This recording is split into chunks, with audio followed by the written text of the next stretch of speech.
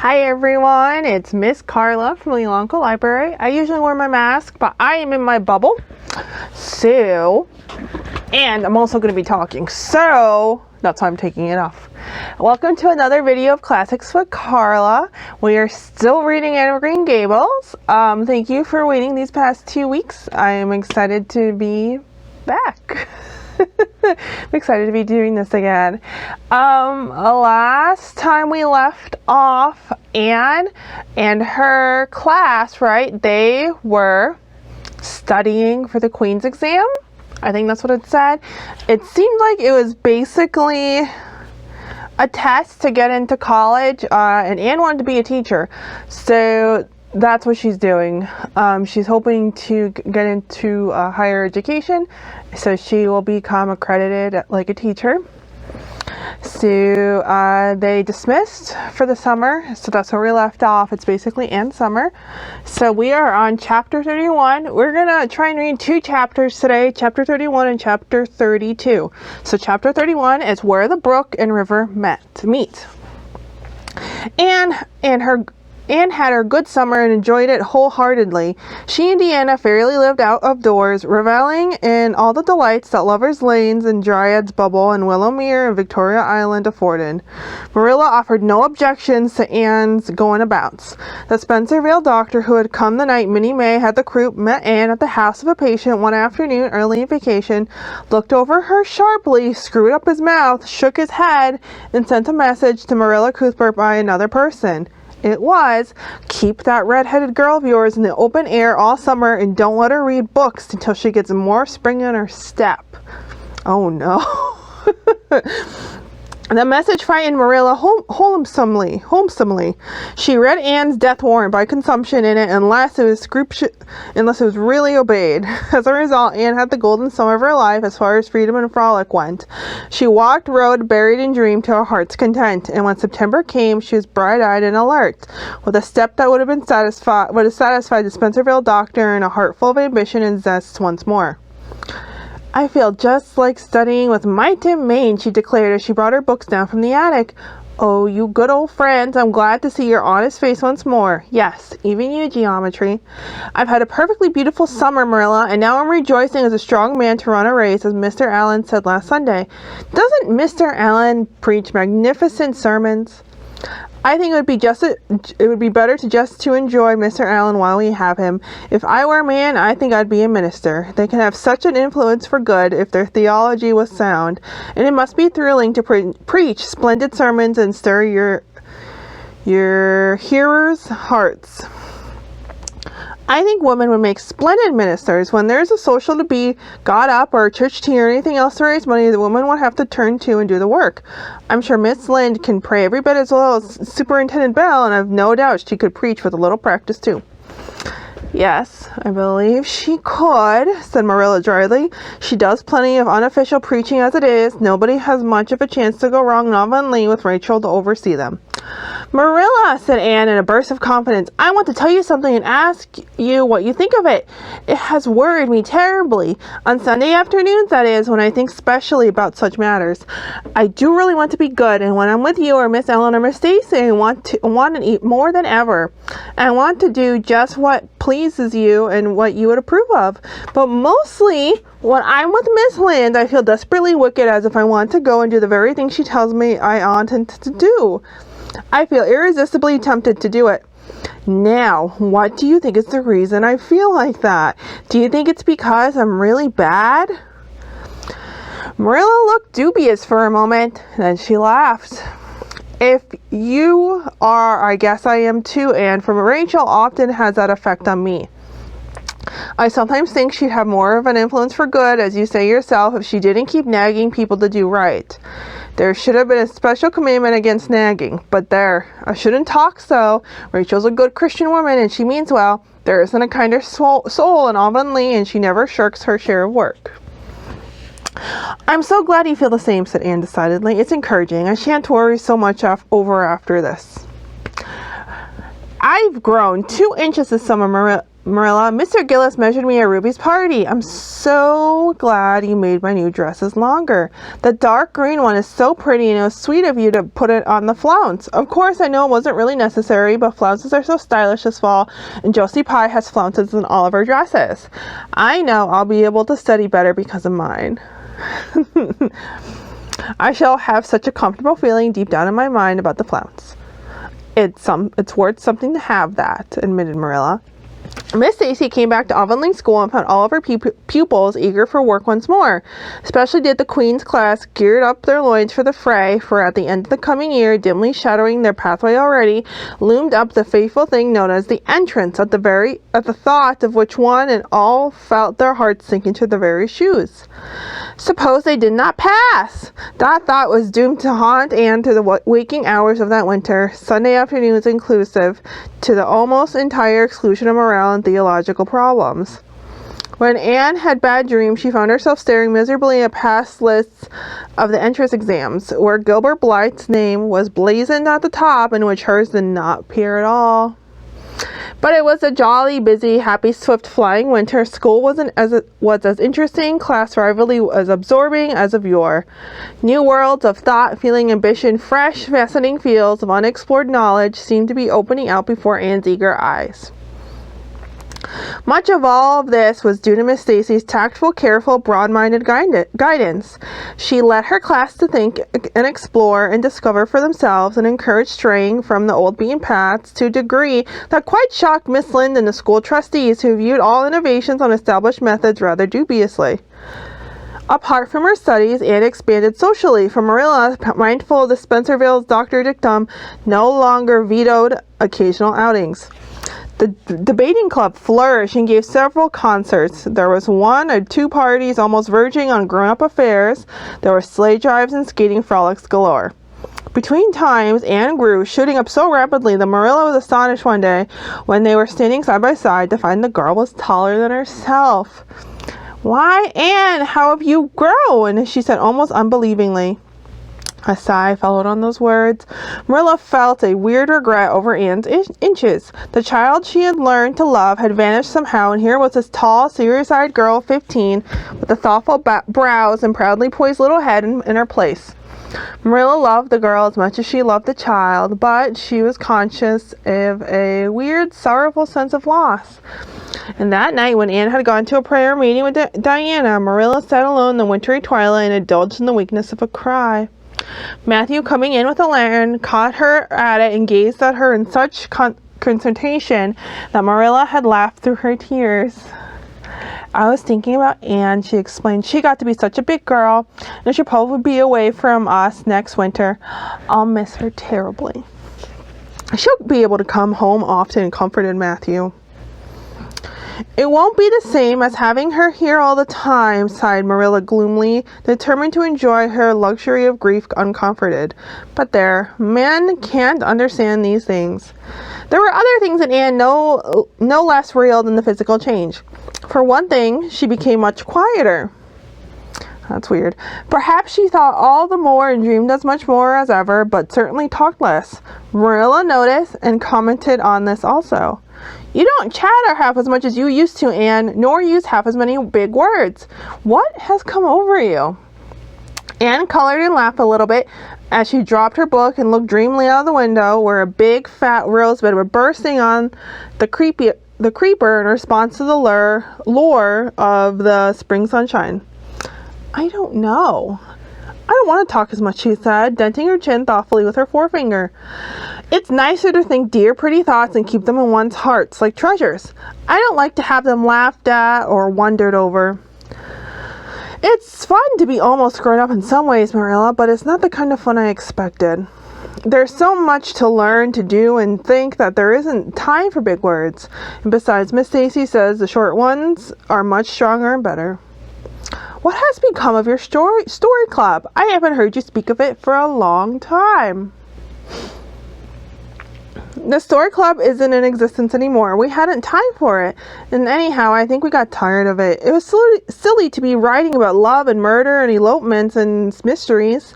Miss Stacy sometimes has us write a story for training and composition, but she won't let us write anything but what might happen in Avonlea in our own lives.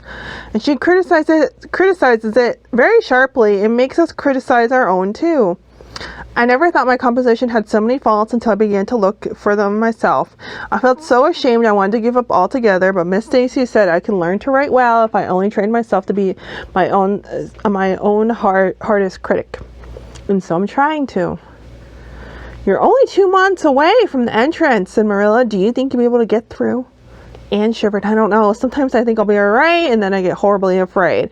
We've studied hard, and Miss Stacy has drilled us thoroughly, but we mayn't get through all that. We've each got a stumbling block. Mine is geometry, of course. Miss Stacy is going to give us examinations in June just as hard as we'll have an entrance and mark us just as strictly, so we'll have some idea. I wish it was all over, Marilla. It haunts me. Sometimes I wake up in the night and wonder what I'll do if I don't pass. Why? Go to school next year and try again, said Marilla. Oh, I don't believe I'd have the heart for it. And Anne sighed, and dragging her eyes from the witcheries of the spring world, the beckoning day, a breeze and blue, and the green things upspringing in the garden, buried herself resolutely in her book. There would be other springs, but if she did not succeed in passing the entrance, Anne felt convinced that she would never recover sufficiently to enjoy them. That's a bummer. All right, so chapter 32. The pass list is out. Excuse me. All right, let's continue on. With the end of June came the close of the term and the close of Miss Stacy's rule in Avonlea School. Anne and Diana walked home that evening feeling very sober indeed. Red eyes and damp handkerchiefs bore convincing testimony to the fact that Miss Stacy's farewell words must have been quite as touching as Mr. Phillips had been. It does seem as if it was the end of everything, doesn't it? Said Deanna. You oughtn't feel half as badly as I do, said Anne, hunting vainly for the dry spot on her handkerchief. You'll be back again next winter, but I suppose I've left the dear old school forever, if I have good luck, that is. It won't be a bit the same. It's dreadful to think they're all over. And 2 big tears rolled down by Diana's nose. If you would stop crying, I could, said Anne. But just as soon as I put my hanky away, I see you brimming up, and it starts me off again. After all, I dare say I'll be back next year. This is one of the times I know I'm not going to pass. They're getting alarmingly frequent. Why, you came out splendidly in the exams Miss Stacy gave. Yes, but those exams didn't make me nervous. When I think of the real thing, you can't imagine what a horrid, cold, fluttery feeling comes around my heart. And then my number's 15, and Josie Pye says it's so unlucky. I'm not superstitious, and I know it can make no difference, but still, I wish I wasn't 13. I do wish I were going in with you, said Diana. Wouldn't we have an elegant time? But I suppose you'll have to cram in the evenings. Sorry, my nose is really itchy. No, Miss Stacy has made us promise not to open a book at all. She says it would only tire and confuse us, and we are to go out walking and not think about the exams at all and go to bed early. It's good advice, but I expect it will be hard to follow. Good advice is apt to be, I think. You'll write to me while you're in, won't you? All right, Tuesday night and tell you how the first day goes, promised Anne. I'll be haunting the post office on Wednesday, vowed Deanna. Anne went to town the following Monday, and on Wednesday, Deanna haunted the post office as agreed and got her letter. Dearest Diana, wrote Anne. Here it is, Tuesday night, and I'm writing this in the library at Beechwood. Last night I was horribly lonesome all alone in my room and wished so much you were with me. I couldn't cram because I'd promised Miss Stacy not to, but it was as hard to keep from opening my history as it used to be to keep from reading a story before my lessons were learned. This morning, Miss Stacy came for me. We went to the academy, calling for Jane and Ruby and Josie on our way. Ruby asked me to feel her hands, and they were as cold as ice. Josie said it looked as if I hadn't slept a wink, and she couldn't believe I was strong enough to stand the grind of the teacher's course, even if I did get through. There are times and seasons, even yet, when I don't feel that I've made any great headway in learning to like Josie Pye. When we reached the academy, there were scores of students from all over the island. The first person we saw was Moody Spurgeon sitting on the steps and muttering away to himself. Jane asked him what on earth he was doing. He said he was repeating the multiplication table over and over to steady his nerves and for pity's sake not to interrupt him, because if he stopped for a moment he got frightened and forgot everything he ever knew, but the multiplication table kept all of his facts firmly in their proper place. When we were assigned to our rooms, Miss Stacy had to leave us. Jane and I sat together, and Jane was so composed that I envied her. No need of the multiplication table for good, steady, sensible Jane. I wondered if I looked as I felt, and if they could hear my heart thumping clear across the room. Then a man came in and began distributing the English examination sheets. My hands grew cold then, and my head fairly whirled around as I picked it up. Just one awful moment, Deanna. I felt exactly as I did 4 years ago when I asked Marilla if I might stay at Green Gables, and then everything cleared up in my mind, and my heart began beating again. I forgot to say that it had stopped beating altogether, for I knew I could do something with that paper anyhow. At noon, we went home for dinner, and then back again for history in the afternoon. The history was a pretty hard paper, and I got dreadfully mixed up in the dates. Still, I think I did fairly well today. But oh, Deanna, tomorrow the geometry exam comes off, and when I think of it, it makes me takes every bit of determination I possess to keep from opening my book. If I thought the multiplication table could help me any, I would recite it from now until tomorrow morning. I went down to see the other girls this evening. On my way, I met Moody Spurgeon wandering distractedly around. He said he knew he had failed in history and he was born to be a disappointment to his parents, and he was going home on the morning train, and it would be easier to be a carpenter than a minister anyhow. I cheered him up and persuaded him to stay to the end because it would be unfair to Miss Stacy if he didn't. Sometimes I wish I was born a boy, but when I see Moody Spurgeon, I'm always glad I'm a girl and not his sister. Oh, Deanna, if only the geometry examination were over. But there, as Miss Lynde would say, the sun will go on rising and setting whether I fail in geometry or not. That is true, but not especially comforting. I think I'd rather it didn't go on if I failed. Yours devotedly, Anne. The geometry examination and all the others were in due time, and Anne arrived home on Friday evening rather tired, but with an air of chastised triumph around her. Deanna was over at Green Gables when she arrived, and they met as if they had been parted for years. You old darling, it's perfectly splendid to see you back again. It seems like an age since you went to town, and oh, hey, Anne, how did you get along? Pretty well, I think, in everything but geometry. I don't know whether I passed in it or not, and I have a creepy crawly prediction that I didn't. Oh, how good it is to be back. Green Gables is the dearest, loveliest spot in the world. How did the others do? The girls say they know they didn't pass, but I think they did pretty well. Josie Pye says the geometry is so easy a child of 10 could do it. Moody Spurgeon still thinks he failed in history, and Charlie says he failed in algebra. But we won't really know anything about it and won't until the pass list is out, and that won't be for a fortnight. Deanna knew it was useless to ask how Gilbert Blythe had fared, so she merely said, "Oh, you'll pass all right, don't worry." "I'd rather not pass at all than not come out pretty well up on the list," flashed Anne, by which she meant, and Deanna knew she meant, that success would be incomplete and better if she did not come out ahead of Gilbert Blythe. But she also wanted to pass high for the sake of Matthew and Marilla, especially Matthew. Matthew had declared to her his conviction that she would beat out the whole island, that Anne felt was something it would be foolish to hope for even in the wildest dreams. But she did hope fervently that she would be among the first 10 at least, so that she might see Matthew's kindly brown eyes gleam with pride in her achievement. That, she felt, would be sweet reward indeed for all her hard work and patient grubbing among unimaginative equations and conjunctions. At the end of the fortnight, Anne took to haunting the post office, also in the distracted company of Jane, Ruby, and Josie, opening the Charlottetown dailies and with shaking hands and cold sink-away feelings as bad as any experience during the entrance week. Charlie and Gilbert were not above doing this too, but Moody Spurgeon stayed resolutely away. "I haven't got the grit to go there and look at the paper in cold blood," he told Anne. When 3 weeks had gone by without the pass list appearing, Anne began to feel that she couldn't really stand the strain much longer. But one evening the news came. Anne was sitting at her open window for the time, forgetful of the woes of examinations and the cares of the world, as she drank in the beauty of the summer dusks, sweet scented with flower breaths from the garden below, and rustling from the stirs of poplars.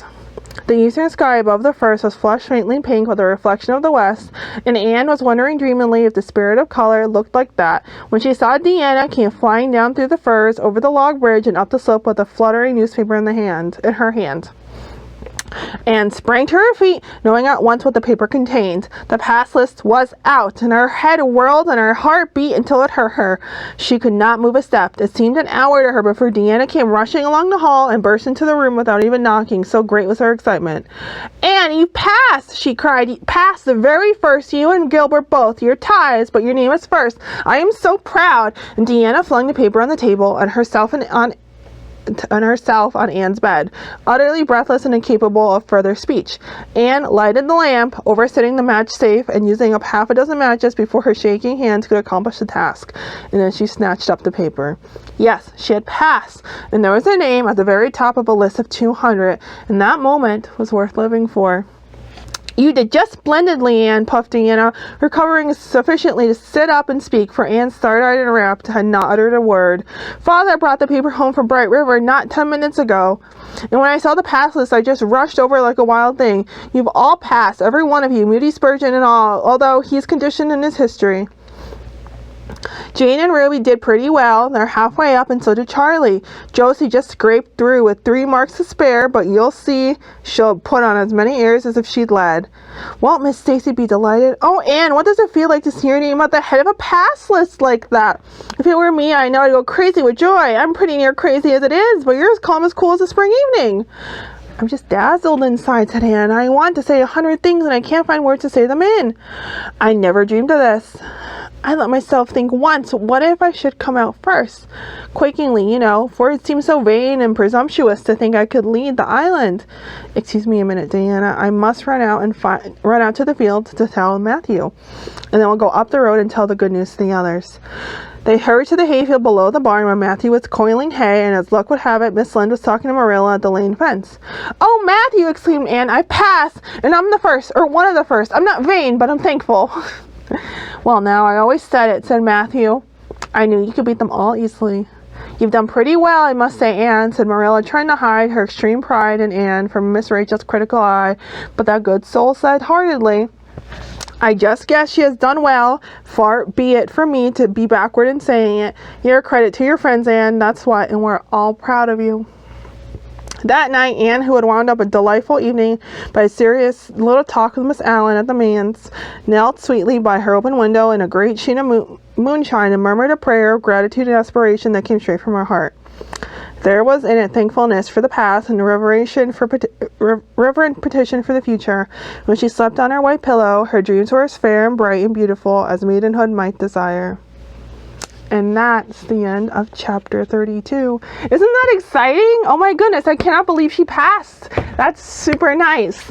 Alright guys, I'm really glad you guys have spent this time with me. Look for another video Monday and Wednesdays at noon, and I'll see you guys later. Bye!